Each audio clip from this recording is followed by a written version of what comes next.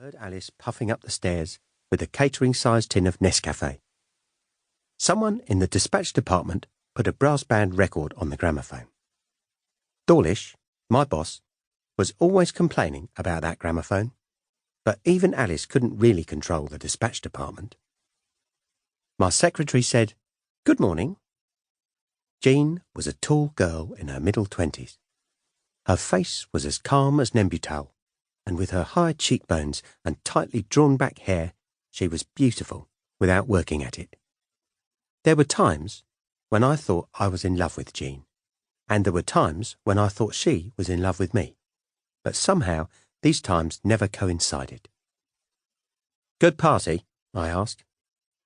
"You seemed to enjoy it. When I left, you were drinking a pint of bitter while standing on your head."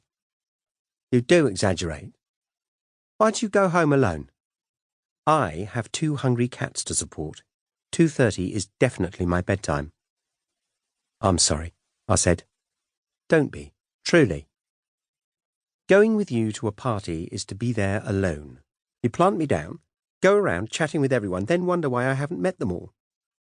"Tonight," I said, "we'll go to some quiet place for dinner. Just us." "Ha, I'm taking no chances tonight. I'm cooking you a birthday feast at the flat. I'll give you all your favourite things." "You will? To eat?" "I'll be there," I said. "You'd better be." She gave me a perfunctory kiss. "Happy birthday," and leaned across and put a glass of water and 2 Alka-Seltzer tablets on my blotter. "Why not put the tablets into the water?" I asked. "I wasn't sure if you could bear the noise." She unlocked my trays and began to work steadily through the great pile of paperwork. By midday, we hadn't made much impression upon it. I said, "We aren't even keeping up with the incoming. We can start a pending tray." "Don't be so female," I said. "All that does is call some of it another name. Why can't you go through it and handle some of it without me?" "I already did." "Then sort out the information onlys, mark them for return to us and pass them on. That would give us a breathing space." Now who's kidding himself? "Can you think of something better?" "Yes.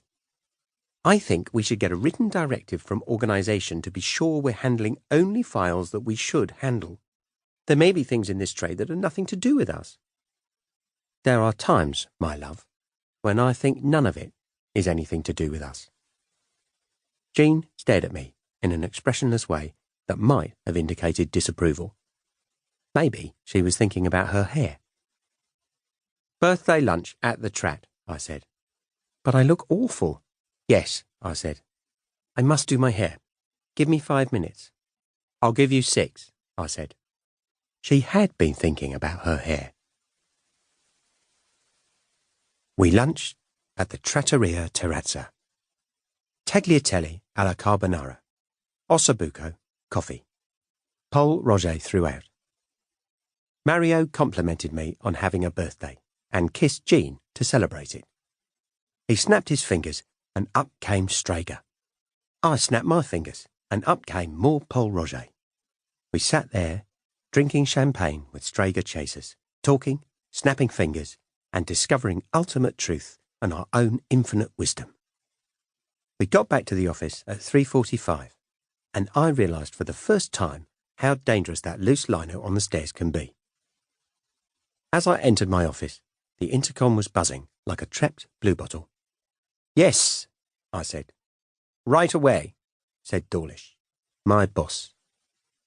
"Right away, sir," I said, slowly and carefully. Dawlish had the only room in the building with 2 windows. It was a comfortable room, although overcrowded with pieces of not very valuable antique furniture. There was a smell of wet overcoats. Dawlish was a meticulous man who looked like an Edwardian coroner. His hair was grey, moving towards white, and his hands long and thin. When he read, he moved his fingertips across the page as though getting a finer understanding from the sense of touch. He looked up from his desk. "Was that you falling down the stairs?" "I stumbled," I said. "It's the snow."